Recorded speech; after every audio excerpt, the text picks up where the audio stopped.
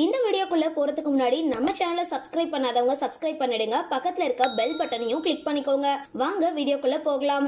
25 ஆண்டுகளுக்கு அப்புறம் திரும்பவும் தமிழ் சினிமால ரீஎன்ட்ரி கொடுக்க காத்திருக்காங்க விஜய் பட நடிகை. அவங்க நடிக்க இருக்கிற படம் என்ன அப்படின்றத குறித்து இந்த வீடியோல பார்க்கலாம். 1989ஆம் ஆண்டு தமிழ்ல வெளியான என் ரத்தத்தின் ரத்தமே படம் மூலமா நடிகையா அறிமுகமானவங்க சங்கீதா. அடுத்து இதய வாசல் படத்துல நடிச்சிருந்தாங்க. தமிழ், தெலுங்கு, மலையாளம்னு நடிச்சு வந்தவங்களுக்கு பூவே உனக்காக திரைப்படம் புதிய பாய்ச்சலை தந்திருந்தது. விஜய்க்கு போட்டி போட்டு சிறப்பான நடிப்பை வெளிப்படுத்தி இருப்பாங்க.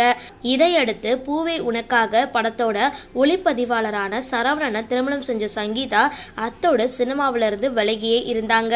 நீண்ட இடைவேளைக்கு அப்புறம் கடந்த 2014ஆம் ஆண்டு மலையாள நடிகர் ஸ்ரீனிவாசன் நடிச்சிருந்த திரைப்படம் மூலமா நடிப்புக்கு கம்பேக் கொடுத்திருந்தாங்க சங்கீதா. மலையாளத்துல நடிச்சிட்டு வந்த அவங்க தமிழ்ல எப்போ ரீஎன்ட்ரி கொடுப்பாங்க அப்படின்னு ரசிகர்கள் காத்துட்டு இருந்தாங்க.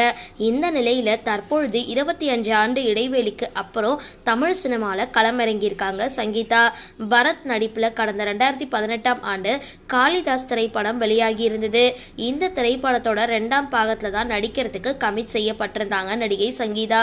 இந்த படம் மூலமா திரும்பவும் தமிழ் சினிமால கம்பேக் கொடுத்திருக்காங்க. சரி, இந்த வீடியோ பார்த்தனா உங்களோட கருத்துக்களை கீழே கமெண்ட் பாக்ஸ்ல போஸ்ட் பண்ணுங்க. வீடியோ பிடிச்சிருந்தா லைக் பண்ணுங்க, ஷேர் பண்ணுங்க.